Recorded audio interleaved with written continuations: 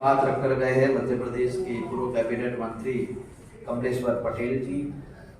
OBC महासभा के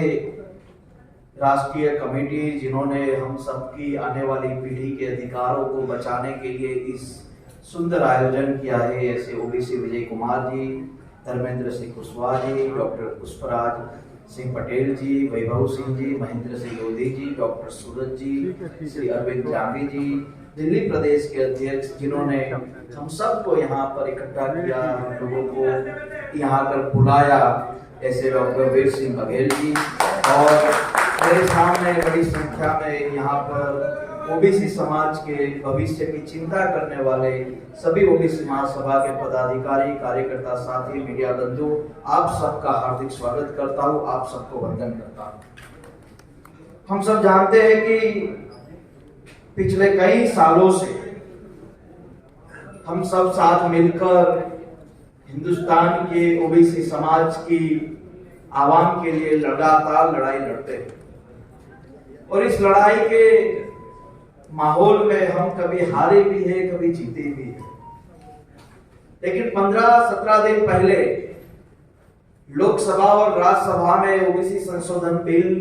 पारित होने के बाद लगातार ये बात पूरे हिंदुस्तान में उठ रही है कि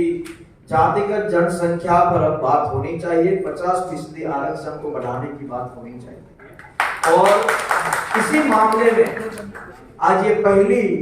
मीटिंग भी मैं मानता हूँ, और ये लड़ाई की शुरुआत है कि दोगे तो प्यार से लेके, नहीं तो संसद या सड़क पर।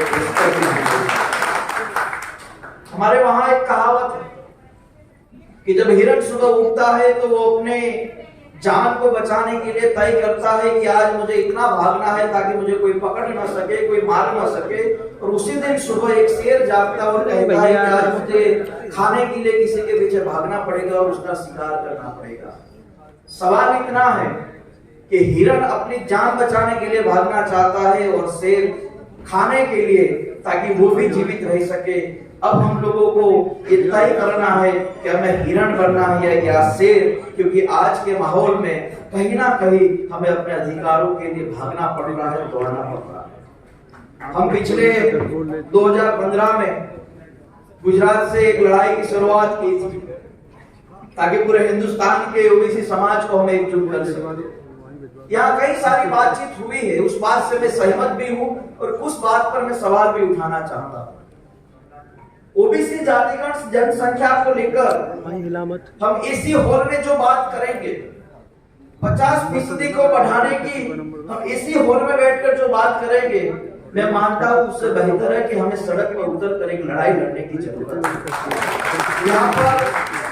मैंने देखा कई सारे लोगों को आपने बुलाने का काम किया होगा, जिसमें कोई सत्ता के भी होंगे, विपक्ष के भी होंगे। मैं पिछले 5 साल से भाजपा के नेताओं को भी मिला हूँ, कांग्रेस के नेताओं को भी मिला हूँ, जिस भी राज्य में जिसकी सत्ता रही है क्षेत्रीय दलों से भी मिला हूँ। बात रूम में बैठकर अच्छी करते कि हाँ ओबीसी समाज के अधिकार के लिए होना चाहिए, हाँ हमको उनके लिए लड़ाई लड़नी चाहिए,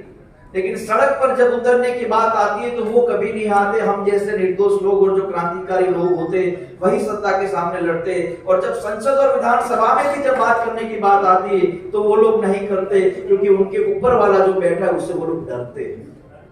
और इसीलिए मैं आप लोगों को ये कहना चाहता हूँ, जैसे हम लोगों ने गुजरात में आंदोलन के वक्त किया था कि जो हमें साथ नहीं देगा, संसद में और राज्यसभा में बहुत सारे मेंबर ऑफ पार्लियामेंट बैठे हैं, इतने सारे प्रदेशों के विधानसभा में कई सारे विधायक बैठे तो हमारे बीच के, हमारे समाज के, हमारे साथ रहते हैं। ऐसे लोगों को मिलकर हमें ये तय करना चाहिए, पूछना चाहिए कि क्या तुम हमारी इस लड़ाई में हमारे साथ हो या नहीं हो। अगर वो कहे कि यहाँ है तो आ हमारे साथ रोड पर आकर बैठ, अगर नहीं है तो हमारे गांव के चौराहे पर उसके लिए धारा 144 की लगनी चाहिए, और हमारे गांव में पहले उसको घुसने नहीं देना है। मैं ये बात इसलिए कहता हूं कि ओबीसी के नाम पर हम उसको वोट दे देंगे, लेकिन जब समाज की बात आएगी तो वो ओबीसी के नाम पर ये कह देगा कि मुझे तो सभी समाज की जरूरत है, मैं आपके साथ खड़ा नहीं रह सकता। और ऐसी बात जब होती है तो बहुत दुख लगता है, क्योंकि जब वो चुनाव लड़ता है तो हम अपना मानकर उसको सहयोग करते हैं, लेकिन जब समाज की लड़ाई की बात आती है तो अपना मानकर हमें सहयोग नहीं करता। मैं बहुत खुलकर और करता हूं। मैंने मेरे ही गांवों में, मेरे ही इलाकों में मैंने एक भी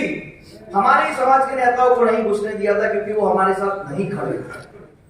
जो लोग हमारे साथ नहीं खड़े रहते, ऐसे लोगों का मेरा मानना है कि उनको एक्सपोज करना चाहिए लोगों के बीच में, उसको खड़ा कर उसे सवाल भी करना चाहिए, उसे जवाब भी लेना चाहिए। अभी हमारी एक बहन ने बहुत अच्छी बात की, जिसमें हमारी बहन बेटियों पर बात हुई, शादी पर बात हुई, समूह विवाह पर बात हुई। लेकिन मैं आप लोगों से भी पूछना चाहता हूं, मैं गुजरात से आता हूं, हालांकि मेरा यह मानना है यहाँ गुजरात से मैं अकेला ही होगा, लेकिन फिर भी मैं आपको ये सवाल करता हूं, क्योंकि दम है मुझ में ये सवाल करने का।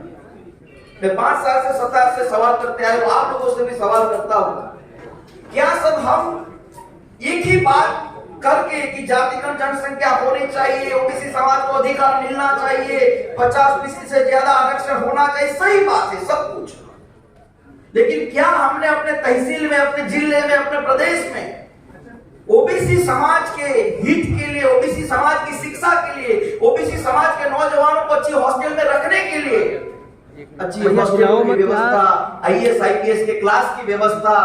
सर्विस पब्लिक सर्विस जो स्टेट का होता है उसमें अपने बच्चों को पढ़ाने की व्यवस्था करने के लिए हमने कभी ये बात नहीं कही।